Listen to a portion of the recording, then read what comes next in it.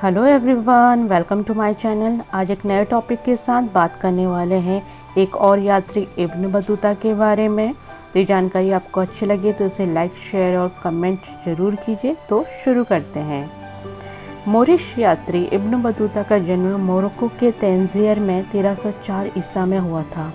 उसका मूल नाम अबू अब्दुल्ला मोहम्मद बिन बतूता था।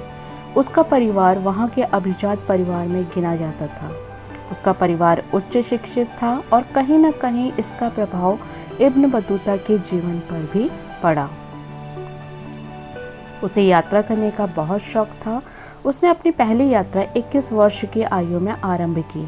अफ्रीका और एशिया के कई देशों की सैर करने के बाद वह हिंदुकुश के पहाड़ों से होता हुआ भारत पहुंचा और इसके बाद सिंध होता हुआ स्थल मार्ग से दिल्ली की ओर बढ़ा। दिल्ली पहुंचने से पूर्व उसने यहाँ के तत्कालीन सुल्तान मोहम्मद तुगलक के बारे में सुना था कि वह अतिथियों और विद्वानों का सम्मान करने वाला सुल्तान है।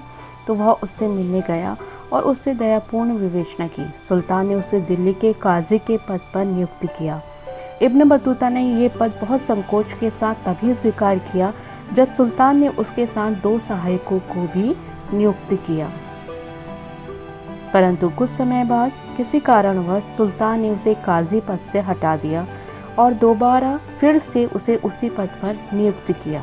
इस तरह भारत में अपने अनुभव के उतार चढ़ाव के दौर से गुजरते हुए उसने बहुत कुछ सीखा, देखा और अपना यात्रा विवरण लिखा, जिसे रहला या रिहला कहा जाता है। इब्न बतूता भारत में 8 वर्ष रहा। इसी बीच वह एक कूटनीतिक अभियान के तहत चीन भेजा गया, परंतु वो असफल रहा। चीन से लौटने के बाद वो मालाबार से होता हुआ अरब सागर की ओर रवाना हुआ और अपने देश की ओर बढ़ा और इन यात्रा अनुभवों को वह निरंतर लिखता रहा। बाद में 1377 या 78 में उसकी मृत्यु हो गई। एक यायावर होने के नाते इब्न बतूता का अनुभव बहुत ही गहरा था। अपने समकालीन लेखकों की तुलना में उसे प्रत्यक्ष अनुभव से भारत का विवरण लिखा, परंतु अपने कथन की सत्यता के लिए अपने समकालीन लेखकों के तथ्यों को भी रखा, इसलिए उसके ग्रंथ को प्रामाणिक माना जाता है। इब्न बतूता के द्वारा हमें तत्कालीन भारत के विषय में ही नहीं अपितु तत्कालीन सुल्तान मोहम्मद तुगलक के बारे में भी जानकारी मिलती है।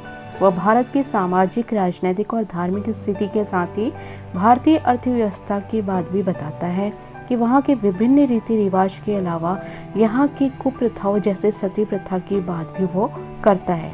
वह यहाँ की डाक व्यवस्था की प्रशंसा करता है और नगरों की सजावट और भव्यता पर मुग्ध होता है।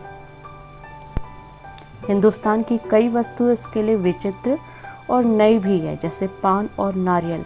पान का प्रयोग खाने के तौर पर आम भारतीय कैसे करते हैं और आदमी की खोपड़ी की तरह दिखने वाले नारियल का विवरण भी उसने लिखा है। इसी तरह सुल्तान के बारे में भी उसने बहुत कुछ लिखा है। ये मोहम्मद तुगलक एक ऐसा मनुष्य है जो सबसे बढ़कर उपहार देने और रक्त बहाने का शौकीन है। वह उदार भी है और निर्दय भी। उसके दरबार में धनी निर्धन और निर्धन धनी बनकर जा सकता है। वह विद्वान और बहुत बुद्धिजीवी और बहुत ही दयालु है, पर अपनी आज्ञा का उल्लंघन करने वालों को कठोर दंड देता है। अपने विवरण में इब्न बतूता ने भारत की समृद्धि का बहुत सुंदरता से वर्णन किया है। यहाँ के शहरों की बनावट एवं साज सज्जा, बाजार की गतिविधियों के साथ ही यात्रा में आने वाली तकलीफ़ों और आपदाओं का भी उसने कुशलता से वर्णन किया है। इस तरह से इब्न बतूता ने अपने यात्रा विवरण में भारत की विशेषताओं का पूरा सत्य और सटीक विवरण दिया है, जो कि अतुलनीय है। तो कैसा लगा आपको मुझे बताइएगा ज़रूर। Till then, thank you, bye bye.